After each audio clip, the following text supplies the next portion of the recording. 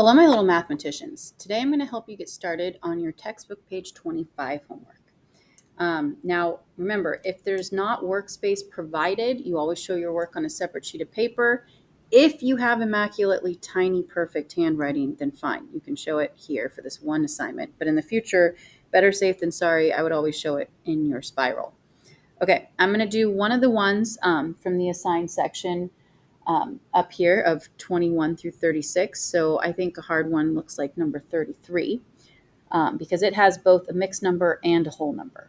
Remember that whenever you have a mixed number, you can't just multiply the whole numbers together. I first have to change this to one singular fraction, or otherwise known as an improper fraction or a fraction greater than 1. So how you do that is you keep the denominator the same, and then you multiply the denominator with the whole number and add the numerator. So 4 times 3 is, yes, 12, and 12 plus 1 is 13. Now you can always double check if you have the correct improper fraction or fraction greater than 1 by taking the top and dividing it by the bottom.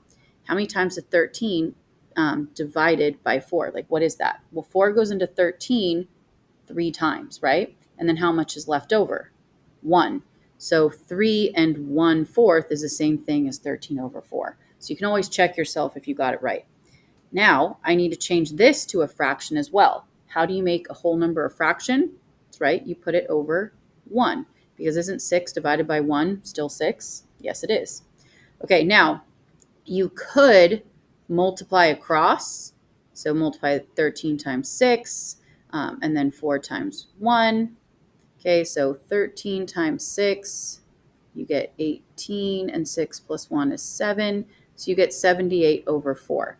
But if this was like a word problem, we need to solve it, or something where it wanted it simplified, then I have a really big fraction that I have to convert, right? And now you see also why I say you should show it in your spiral instead of in your textbook, because now I'm encroaching upon this one. So I'm going to go ahead and redo what I said and say, show it in your spiral. 4 goes into 7 once. And 7 minus 4 is 3. Bring down the 8. And how many times does 4 go into 38? 9 times. And you have a remainder of, that's right, 2. So I'm going to put my remainder 2 over what I divided by 4, and I get 19 and 2/4, which 2/4 reduces to 1/2. So that's the fully simplified fraction. Now, some of you like to cross cancel, which I strongly recommend when you can. It just makes it easier. So look diagonally across from each other. Can anything reduce into both 4 and 6? Yeah, 2 can go into both. So 6 divided by 2 is 3, and 4 divided by 2 is 2. So I just reduced those numbers. And now I have something smaller. When I multiply across, I'd have 13 times 3, which is 39. And 2 times 1, which is 2.